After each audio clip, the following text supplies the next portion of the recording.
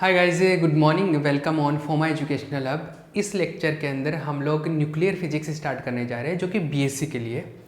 तो nuclear physics इसको हिंदी में बोलते हैं नाभिकीय भौतिकी। इस बुक के अंदर हम लोग क्या पढ़ने वाले हैं, क्या चीज़ें हैं, वो सारी हम लोग बाद में डिस्कस करेंगे। उससे पहले हम लोग ये बात करेंगे कि न्यूक्लियर फिजिक्स क्या है और इसका जो बैकग्राउंड है वो किस तरीके से है, उसके बारे में बात करेंगे। तो देखो, पहली चीज़ तो जो आपके सिलेबस में है वो है केवल न्यूक्लियर फिजिक्स नहीं है। पूरा बुक का जो नाम होता है न्यूक्लियर एंड पार्टिकल फिजिक्स आता है, नाभिकीय एवं कण भौतिकी आता है। लेकिन हम लोगों का जो चलन में जनरली है वो है न्यूक्लियर फिजिक्स, नाभिकीय भौतिकी बोल देते हैं। इसको मैं हिंदी में लिख देता हूँ। इसको हिंदी में बोलते हैं नाभिकीय भौतिकी। नाभिकीय भौतिकी। लेकिन इसके अंदर केवल नाभिक की बात नहीं करते, केवल न्यूक्लियस की बात नहीं करते, हम लोग न्यूक्लियस एंड पार्टिकल्स के बारे में बात करते हैं। वो पार्टिकल्स कौन से हैं उनके बारे में भी मैं बाद में स्टडी करेंगे हम लोग। लेकिन सबसे पहले हम लोग बात करेंगे न्यूक्लियर फिजिक्स की, ठीक है। अब देखिए न्यूक्लियर फिजिक्स क्या है, उस चीज़ को समझते हैं हम।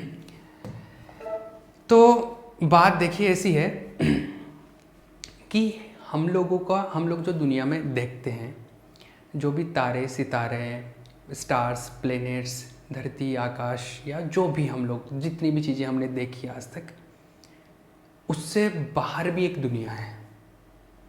ऐसा है कि हम लोग जिस चीज़ को समझते हैं ना, कि जो अपना एक जैसे अपना अर्थ है, अर्थ के अलावा और भी प्लैनेट्स है, उसके अलावा सूरज है, स्टार्स है, ये जहाँ रहते हैं उसको हम लोग बोलते हैं गैलेक्सी।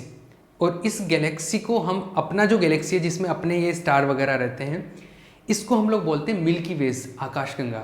ये जैसे मिल्की वेज है, अपना आकाशगंगा है। लेकिन इस तरीके की बहुत सारी गैलेक्सीज यूनिवर्स के अंदर है, ब्रह्मांड में बहुत सारी वो गैलेक्सीज है। जैसे एक ये मान लो, एक ये मान लो, इस तरीके से बहुत सारी गैलेक्सीज है। मतलब यूनिवर्स इतना बड़ा है कि अभी तक हमारा साइंस पहुंचा ही नहीं है वहाँ पे। हम लोग जो बात करते हैं, हम जिस गैलेक्सी की बात करते हैं जिसमें हम लोग रहते हैं, हमारा गैलेक्सी है आकाशगंगा वाला, आकाशगंगा जिसको बोलते हैं हम लोग मिल्की वेज, जिसमें हम जो तारे सितारे देखते हैं वो है। आई बात समझ में? तो हमारा रिसर्च तो अभी तक यहीं पे फिनिश है, इससे आगे पहुंचा ही नहीं। इसमें भी बहुत सारी चीज़ें हम लोग नहीं जान पाए।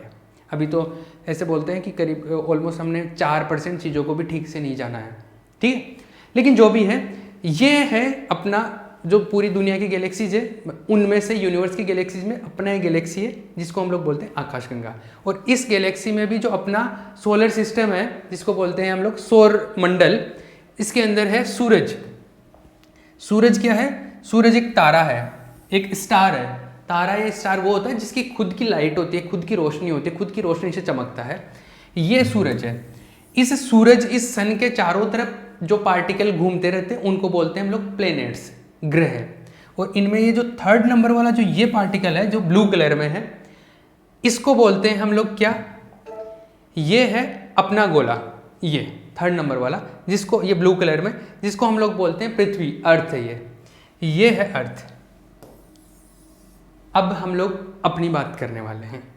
ये जो अर्थ है, इसके ऊपर है जो नदियाँ, पानी, बारिश, जो भी हम लोग फील करते हैं, ठीक है ना। या हम लोग देखते हैं पहाड़, मिट्टी, जानवर, इंसान, जिस पे 8 बिलियन पब्लिक रहता है ना, जो सारे कंट्रीज आ जाते हैं जिसके ऊपर। तो ये जो है जंगल, इंसान और जानवर, मिट्टी, पानी, बरसात, जो भी सब कुछ आप देख रहे हो ना, या जो फील कर रहे हो आसपास, वो सारी चीज़ें हैं यहाँ पे।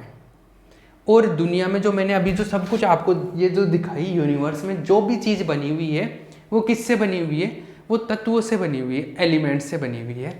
और ये जो एलिमेंट है, ये एलिमेंट कौन से एलिमेंट्स है? ये एलिमेंट है ये जो पीरियोडिक टेबल में जो अब तक दुनिया में पाए गए या जो भी खोजे गए एलिमेंट्स हैं, वो ये सारे एलिमेंट्स हैं, या जो हो सकते हैं लाइफ में आगे चल के, वो भी इनमें कुछ शो किए गए हैं। तो ये जो सारे एलिमेंट्स हैं, इनसे बनी हुई है पूरी दुनिया। आई बात समझ में? तो आप यूनिवर्स की किसी भी चीज़ से लेके यहाँ तक दुनिया में आप जहाँ पे भी देख रहे हो किसी भी चीज़ को, वो हर एक चीज़ इन में से किसी ना किसी एलिमेंट से बनी हुई है। आई बात समझ में? और ये जो एलिमेंट्स है जो भी बनी हुई है, उस एलिमेंट को अगर जैसे मान लो कि ये मार्कर है या मैं हूँ, ये शर्ट है, ये कुछ भी चीज़ है, आप उसको ब्रेक करते जाओ और स्मॉल लेवल पे जाओ और माइक्रो लेवल पे जाओ और माइक्रो लेवल पे माइक्रो नैनो पीको लेवल पे चले जाओ, फेम्टो और छोटे लेवल पे चले जाओ, वहाँ पे चल के देखोगे तो आपको दिखेंगे क्या, एटम्स। तो क्या दिखने वाले हैं आपको, एटम्स। एटम मतलब परमाणु। आई बात समझ में, परमाणु दिखेंगे आप सबको। आपको क्या दिखेंगे, परमाणु दिखेंगे। मैं उसकी बात कर रहा हूँ। अब छोटे लेवल पे जाएंगे, हम लोगों को क्या दिखेंगे, परमाणु। पहले एक टाइम था 1805 के आसपास, जब एक साइंटिस्ट थे डाल्टन। तो डाल्टन ने ये बताया कि आप किसी भी चीज़ को तोड़ोगे ना, ब्रेक करोगे, तो सबसे छोटे लेवल पे जाओगे, वहाँ पे आपको मिलेगा एटम। एटम से और छोटा पार्टिकल आपके पास में नहीं है। दुनिया में सबसे जो छोटा पार्टिकल है वो एटम है, उस टाइम पे बोला गया। लेकिन बाद में ये चीज़ गलत साबित होगी। बाद में बोला गया नहीं नहीं, एटम नहीं है, एटम से भी छोटे पार्टिकल है, इलेक्ट्रॉन, प्रोटॉन्स, न्यूट्रॉन्स, और फिर बाद में पता चला इनसे भी और छोटे पार्टिकल्स होते हैं। ठीक है, तो यहाँ पे मैं बात करूँगा एटम की पहले। तो क्या है, एटम है, और जो एटम है उसमें क्या सीन रहता है, उसके अंदर एटम के बीच में एक जगह होती है, एक छोटी सी जगह होती है, बहुत छोटी। इसका साइज क्या होता है वो मैं बताऊंगा। 10⁻15 की रेंज होती है, 10⁻15 मीटर की रेंज में एक थोड़ी सी जगह होती है। उस जगह में दो टाइप के पार्टिकल रहते हैं। एक तो प्रोटॉन, जिसको P से लिखा जाता है, एक होता है न्यूट्रॉन, जिसको N से लिखा जाता है। ये दो टाइप के पार्टिकल इसके अंदर रहते हैं। ये जो प्रोटॉन होते हैं, इनके ऊपर जो आवेश होता है, जो वो होता है पॉजिटिव, मतलब जो चार्ज होता है वो पॉजिटिव टाइप का होता है। न्यूट्रॉन्स के ऊपर कोई चार्ज नहीं होता, ये न्यूट्रल पार्टिकल होते हैं, उदासीन, उसी से इसका नाम न्यूट्रल पड़ा है। ठीक है, ये दो टाइप के पार्टिकल। तो इस पे टोटल चार्ज जो हुआ, इसको इस पे पॉजिटिव टाइप का चार्ज हो गया। ये धनावेशित पार्ट हो गया, ये है ना। ये जो पार्ट है इसको बोला गया नाभिक। क्या बोला गया, नाभिक, जिसको इंग्लिश में बोलते हैं न्यूक्लियस। ये है न्यूक्लियस, एटम बना रहा हूं मैं भी, तो बीच वाला जो पार्ट है उसको बोला गया नाभिक, न्यूक्लियस। क्या बोला गया, न्यूक्लियस बोला गया, नाभिक।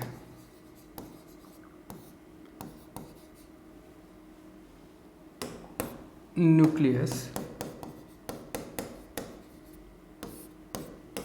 ठीक है, अब ये जो बीच वाला पोर्शन है, इसके भी चारों तरफ एक दूसरा टाइप का पार्टिकल और घूमता रहता है। उस पार्टिकल के अगर मैं पाथ बनाए, पाथ मतलब उसके पथ, उसके रास्ते, तो उसके रास्ते कुछ ठीक बना के एक गोला, ये लो ठीक सा है, इस तरीके से मैं पाथ बना देता हूँ इसके। ये क्या है, इसके पथ है। इनमें और भी और हो सकते हैं, इनको बोलते हैं ऑर्बिट्स, कक्षाएं। इनके अंदर एक दूसरे टाइप का पार्टिकल घूमता रहता है, जिनको बोलते हैं इलेक्ट्रॉन। जैसे इलेक्ट्रॉन यहाँ पे एक इलेक्ट्रॉन मान लो यहाँ पर है, इसमें है इलेक्ट्रॉन्स। अब इनमें कितने कितने इलेक्ट्रॉन्स भरे जाएंगे उनकी बात नहीं कर रहा मैं, वो तो डिपेंड करता है कि हम लोग कौन सा पार्टिकल ले रहे हैं, कौन सा एलिमेंट है, उसके बारे में बात नहीं कर रहा कि इलेक्ट्रॉन का कॉन्फ़िगरेशन कैसा होगा, कैसा विन्यास होगा, अभिविन्यास कैसा बनेगा, उसकी कहानी नहीं बता रहा। वो हम लोगों का इस सब्जेक्ट में वो मुद्दा नहीं है बात करने का। हम लोग ये बता रहे हैं कि ये बन गया एटम, ये है परमाणु, जिसमें 3 टाइप के पार्टिकल हुए। इलेक्ट्रॉन जो कि बाहर घूमते रहते हैं, बीच वाला जो पोर्शन है उसमें प्रोटॉन और न्यूट्रॉन 2 टाइप के पार्टिकल होते हैं। इनको दोनों को मिला के ये जो बीच वाला सिस्टम बना, इसको बोलते हैं क्या, नाभिक, न्यूक्लियस।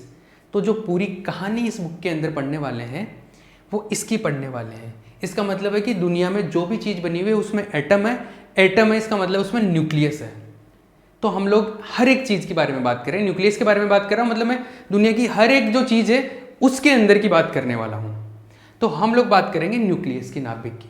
तो इस बुक के अंदर क्या होगा, जैसे ये न्यूक्लियस है तो इसके अंदर की कहानियाँ पढ़ेंगे कि ये जो पार्टिकल है इनके बीच में फोर्स कैसा लगेगा, क्या आकर्षण का बल होगा, अट्रैक्टिव फोर्स होगा कि रिपल्सिव फोर्स होगा, इनके बीच में रिएक्शन कैसे होगी।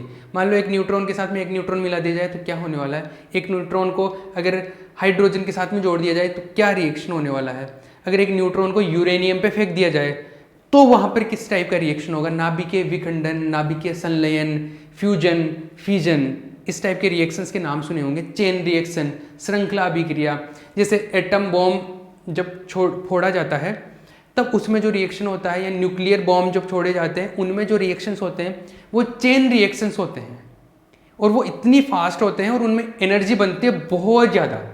कितनी एनर्जी बनती है उसका एक आइडिया बताता हूँ, अगर एग्जाम्पल बताऊँ तो।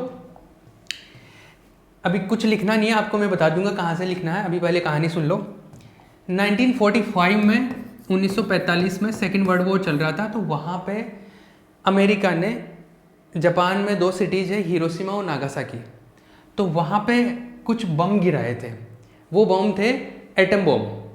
तो उन्होंने एटम बम गिराए थे, उसकी पावर का बताता हूँ कि ये जो एनर्जी किस तरीके से क्रिएट होती है। आइंस्टाइन ने एक इक्वेशन दिया था E = mc², E = mc², 1905 के आसपास। E = mc² जो इक्वेशन है, इससे ये पता चलता है कि मास को एनर्जी में बदल सकते हैं हम लोग। मतलब जैसे ये द्रव्यमान है तो इसको मैं एनर्जी में कन्वर्ट कर सकता हूँ। अब वो कैसे करेंगे, उसका एक पर्टिकुलर रिएक्शन होता है, वो कैसे किया जाता है वो अपने आप में पूरा फिजिक्स है कि न्यूक्लियर फिजिक्स किस तरीके से काम करता है, वो रिएक्शन कैसे होते हैं, उनके बारे में हम लोग इस बुक के अंदर स्टडी करेंगे। तो उन्होंने जो, आइंस्टाइन ने जो इक्वेशन दिया था कि मास को कैसे एनर्जी में कन्वर्ट कर सकते हैं, उन्होंने, साइंटिस्ट ने मिलकर एक कुछ इस टाइप की डिवाइस बनाई जिसको हमने बाद में जाके एटम बॉम्ब बोला। और 1905 में सेकेंड वर्ल्ड वॉर के टाइम पे 2 सिटीज़ थे, हिरोशिमा और नागासाकी। हिरोशिमा और नागासाकी, इन 2 सिटीज़ पे बॉम्ब गिराए गए थे। तो ऐसा बोला जाता है, यूट्यूब पे देख लेना आप कभी, इसका तबाही जो दिखता है, ऐसा बोला गया, जो पायलट था उसकी कहानी है, उसने एक इंटरव्यू में बोला था कि यहाँ से जब बॉम्ब गिराए गए ऊपर से, तो उसको पृथ्वी पे पहुँचने में करीबन 45 सेकंड लगे थे। ठीक है, 45 सेकंड लगे यहाँ से पहुँचने में, और जैसे वो फटा उसके करीबन 8-7 सेकंड के अंदर 80,000 लोग मर गए थे।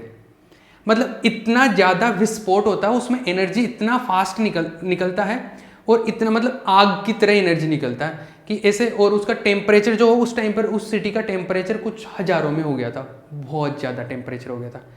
वहाँ पे जो भी चीज़ें थी वो पूरी जल गई थी, और उसका इतना ज़्यादा, उसका रेडिएशन जो विकिरणें निकली थी उसका इतना ज़्यादा इम्पैक्ट हुआ था कि आज भी वहाँ पे नस्लें हैं ना, मतलब जो इंसान पैदा होते हैं वो विकलांग टाइप में होते हैं। तो जो न्यूक्लियर रिएक्शन से उनका इफेक्ट क्या होता है वो उस चीज़ में जाहिर से दिखता है। ठीक है, आई बात समझ में? तो न्यूक्लियर रिएक्शन, फ्यूजन, वो जो रिएक्शन होती है इसके अंदर वो चेन रिएक्शन होती है, और उसमें एनर्जी किस तरीके से निकलती है, एक बार स्टार्ट कर दिया तो अनकंट्रोल्ड होती है, वो अनियंत्रित चेन रिएक्शन, अनियंत्रित श्रृंखला अभिक्रिया होती है, उसके बारे में बात करेंगे सेकेंड यूनिट के अंदर। तो वो किस तरीके से कितनी फास्ट होती है और कितने ज़्यादा एनर्जी निकल सकती है उससे, उसके बारे में ये सारा सब कुछ है। तो वो एक एग्जाम्पल है कि न्यूक्लियर रिएक्शन किस तरीके से होती है। आई बात समझ में? तो ये जो चीज़ें हैं ये हम लोग बात करेंगे इस बुक के अंदर। दूसरी चीज़, जैसे न्यूट्रॉन और प्रोटॉन है, ये तो न्यूक्लियर फिजिक्स की बातें होंगी। फिर न्यूट्रॉन और एक सेकेंड, दूसरी ये जैसे एक चीज़ तो ये बता दी। दूसरी, इस बुक के अंदर हम लोग कुछ और भी चीज़ों के बारे में बात करेंगे, जैसे डिवाइसेस के बारे में। जैसे हम लोग चाहते हैं कि लैब के अंदर हम लोग कुछ रिएक्शन करवाना चाहते हैं, तो रिएक्शन करवानी है तो हमारे पास में ऐसा तो है नहीं कि जैसे ये रूम लेके आ गए, इसमें yellow atom, yellow neutron, yellow proton, इनकी रिएक्शन करा दो, येलो इस पे ऊपर रख दो, ऐसे तो कर नहीं सकते ना। उसके लिए कुछ डिवाइस बनानी पड़ती है, कुछ इस टाइप का अरेंजमेंट करना पड़ता है कि हम लोग वहाँ पे न्यूट्रॉन को लेके आ सके, प्रोटॉन को लेके आ सके, इलेक्ट्रॉन की बात कर सके, न्यूक्लियस की बात कर सके, एटम के बारे में बात कर सके। मतलब एक लेबोरेटरी डेवलप करना पड़ेगा, उसके अंदर ऐसी टाइप की मशीन बनानी पड़ेंगे, एपरेटस होने चाहिए, उपकरण होने चाहिए। तो न्यूक्लियर रिएक्शंस को करवाने के लिए हमारे पास में जो एपरेटस होते हैं उनके बारे में बात करेंगे पूरा थर्ड यूनिट में, कि न्यूक्लियर रिएक्शंस के लिए किस किस, जैसे साइक्लोट्रॉन हो गए या और भी चीज़ें होती हैं उनके बारे में बात करेंगे, है ना। वो सारी चीज़ें इसी बुक के अंदर स्टडी करेंगे। ये तो हो गई न्यूक्लियर फिजिक्स की बात। उसके बाद में ये देखा गया कि जब भी न्यूक्लियर रिएक्शंस होते हैं तो हम लोग जिनको सबसे छोटे पार्टिकल बोल रहे थे, न्यूट्रॉन, प्रोटॉन और इलेक्ट्रॉन, न्यूट्रॉन, प्रोटॉन और इलेक्ट्रॉन्स, इन पार्टिकल्स के अलावा भी और टाइप के पार्टिकल्स होते हैं। उनके बारे में बात करेंगे। और ऐसा ही नहीं है, ये जो पार्टिकल है ये भी टूट के और छोटे पार्टिकल्स में कन्वर्ट हो सकते हैं, जिनको बोलते हैं क्वार्क पार्टिकल, क्वार्क कण, क्वार्क पार्टिकल्स। तो ये पार्टिकल भी और छोटे पार्टिकल्स में कन्वर्ट हो सकते हैं। मतलब हम लोग छोटे स्मॉल पार्टिकल्स के बारे में बात करेंगे जो इनसे भी छोटे हैं या इनके अलावा और भी पार्टिकल्स हैं जो भी क्वार्क कणों से मिलकर बने हुए, इन पार्टिकल्स की हेल्प से, कॉम्बिनेशन से बने हुए हैं। उन सारे पार्टिकल्स के बारे में बात करेंगे, वो है लास्ट यूनिट के अंदर बात करेंगे, वो कण भौतिकी में, पार्टिकल फिजिक्स में बात करेंगे। ठीक है, वो बहुत ही इंटरेस्टिंग पार्ट है अपना, तो उसके बारे में हम लोग नेक्स्ट लास्ट यूनिट में बात करेंगे। तो ये जो पूरी बुक है इसमें ये इस टाइप की सारी कहानियाँ पढ़ेंगे कि न्यूक्लियर रिएक्शंस, न्यूक्लियस से रिलेटेड, न्यूक्लियस की क्या प्रॉपर्टीज है, कैसे आकर्षण होता है, कैसे प्रतिकर्षण होता है, ये जो पार्टिकल्स है न्यूक्लियस के अंदर, प्रोटॉन न्यूट्रॉन, उनमें कैसा अट्रैक्शन रिपल्सन होता है, कैसे आकर्षण या प्रतिकर्षण होता है, क्या होता है एग्जैक्टली।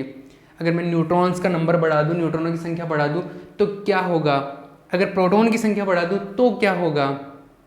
ये जो सारी कहानियाँ हैं ये इसके अंदर ही हम लोग डिस्कस करेंगे। इनकी चेन रिएक्शन, कंट्रोल रिएक्शन, किस तरीके से क्या क्या चीज़ें होने वाली है, वो सारी कहानियाँ इसमें डिस्कस करेंगे इस बुक के अंदर। आई बात समझ। तो ये है अपना न्यूक्लियर फिजिक्स जो मैंने अभी तक कहानी सुनाई, वो क्लियर है। अब हम लोग स्टार्ट करेंगे यूनिट नंबर 1, फर्स्ट यूनिट के बारे में बात करेंगे। ठीक है, तो यूनिट नंबर 1 के बारे में हम लोग बात करेंगे। यूनिट नंबर 1,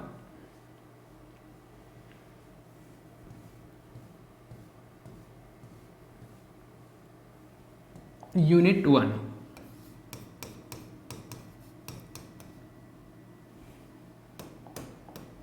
देखो पहली चीज़ तो मैं बता दूं, मैं यूनिट 1 जो बोल रहा हूं वो बोल रहा हूं यूनिवर्सिटी ऑफ राजस्थान के हिसाब से। ठीक है, बाकी जो चैप्टर है उसका नाम है न्यूक्लियर प्रॉपर्टीज, नाभिकीय गुणधर्म, न्यूक्लियर प्रॉपर्टीज, नाभिकीय गुणधर्म।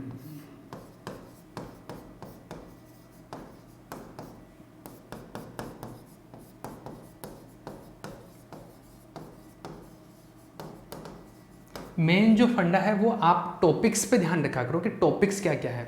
जैसे मैं अगर किसी भी यूनिवर्सिटी की बात करूँ तो ऑलमोस्ट सभी यूनिवर्सिटीज़ का सिलेबस सेम ही है, कुछ कुछ टॉपिक्स का डिफरेंस हो सकता है, बाकी सब यूनिवर्सिटीज़ का सिलेबस सेम है।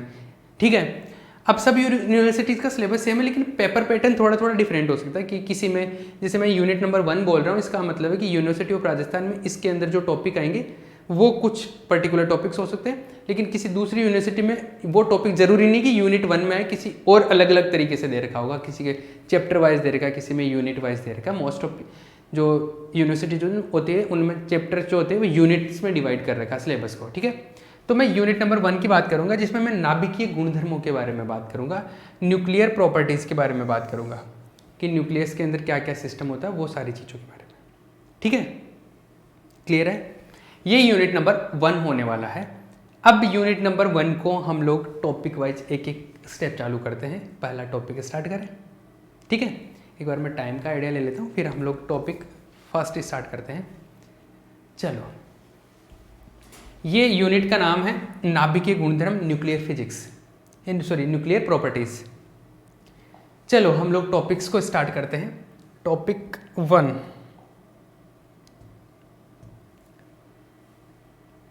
मैं सबसे पहले एटम के बारे में बात करता हूं, परमाणु के बारे में। मैं कोई डेफिनेशन नहीं लिखवाने वाला इसका, ये दिमाग से निकाल देना, क्योंकि डेफिनेशन क्या होता है ये आप 8th स्टैंडर्ड में पढ़ चुके। अभी मैं कुछ मोटी मोटी बातें बताऊंगा जो कि यहाँ पर थोड़ा बहुत जान लेना जरूरी है, जैसे अभी मैंने पहले भी इंट्रोड्यूस किया था, वो चीज़ें मैं कुछ फिर से एक्सप्लेन करने वाला हूँ। तो जैसे एटम जो होता है, ये इसके बारे में मैं थोड़ी सी चीज़ फिर से बता देता हूँ, एक सेकेंड।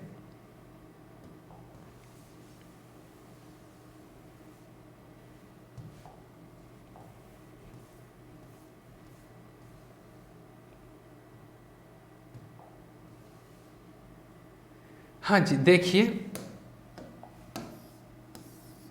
ये जो है अपना क्या है, एटम है, ये क्या है, नाभिक है। तो आप इसका ये डायग्राम बना सकते हो, ये है एटम, नाभिक। सॉरी एटम को बोलते हैं परमाणु, ये है परमाणु।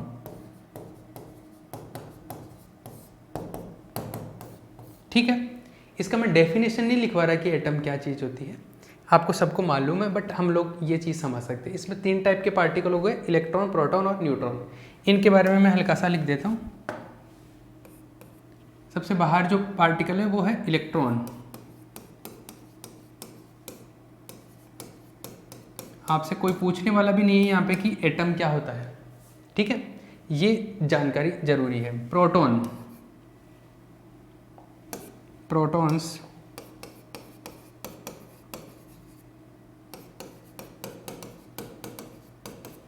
और एक है न्यूट्रॉन।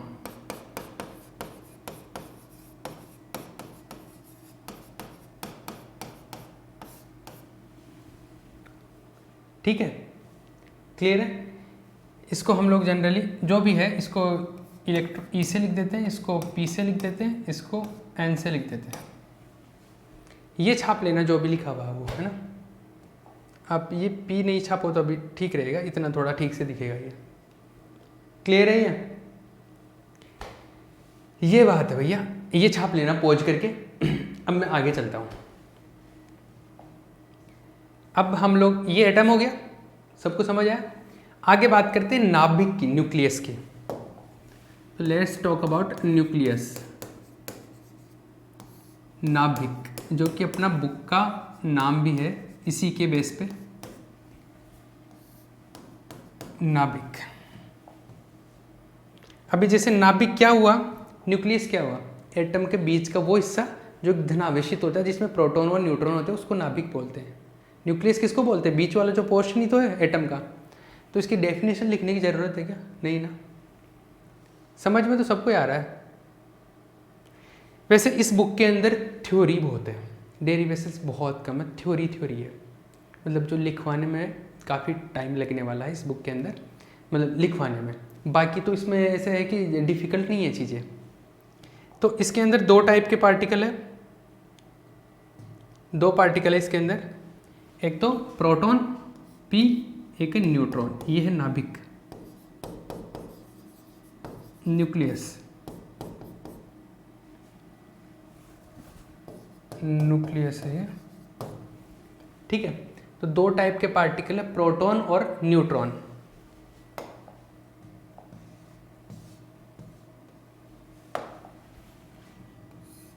प्रोटॉन बोलते हैं इसको, और ये है न्यूट्रॉन।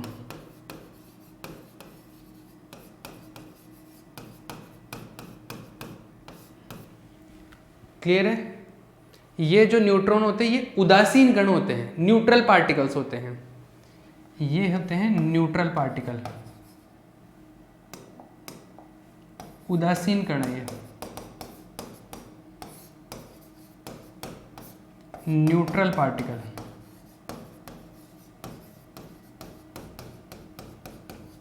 और ये जो प्रोटॉन्स होते हैं वो धन आवेशित कण होते हैं, पॉजिटिव पार्टिकल्स होते हैं ये, धन आवेशित कण।